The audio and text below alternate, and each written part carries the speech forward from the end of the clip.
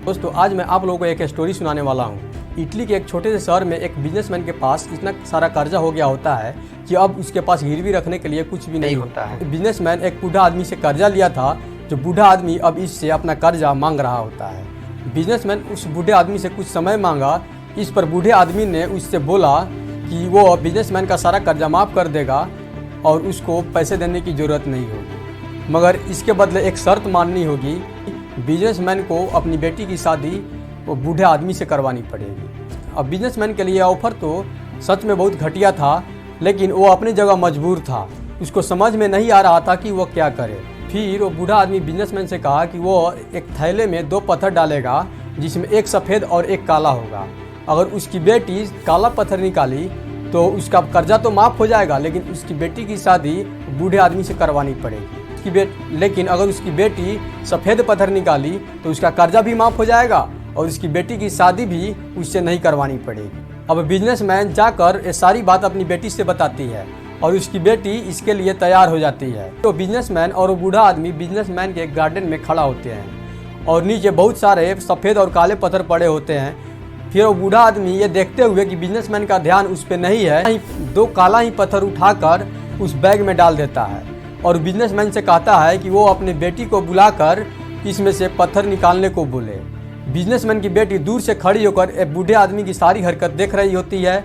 फिर उसकी बेटी आकर बैग के पास खड़ी होती है। दोस्तों उसकी बेटी के पास 3 रास्ते होते हैं। एक कि वो पत्थर निकालने से मना कर देती, दूसरा वो दोनों पत्थर निकालकर उस बूढ़े आदमी की हरकत सारे लोगों को सामने रखती, और तीसरा ये जानते हुए कि दोनों पत्थर काला ही है, एक काला पत्थर निकालकर अपनी पिता की आज़ादी के लिए खुद की बलिदान दे देती।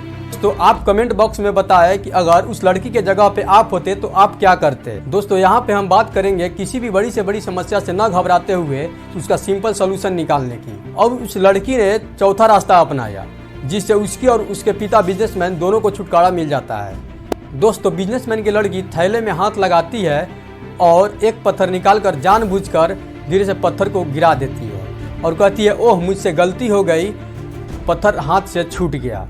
अब इसमें कहने वाली बात क्या है, नीचे तो बहुत सारा काला और सफ़ेद पत्थर पड़ा है और इस पे बिजनेसमैन की लड़की कहती है इससे बेहतर होगा कि नीचे ना देखते हुए इस बैग में ही देखा जाए कि पत्थर काली है या सफ़ेद। अगर पत्थर काली निकली तो इसका मतलब हमने सफ़ेद पत्थर निकाला था, और अगर पत्थर सफ़ेद निकली इसका मतलब हमने काली पत्थर निकाली थी। अब उस बैग में दोनों पत्थर तो काले ही थे, इसलिए उस बूढ़े आदमी के पास दूसरा कोई चारा नहीं था। बूढ़े आदमी को अपनी घिनौनी हरकत लोगों के सामने नहीं आए, इससे बचने के लिए उन्होंने बैग से पत्थर निकाला जो पहले से ही काला था।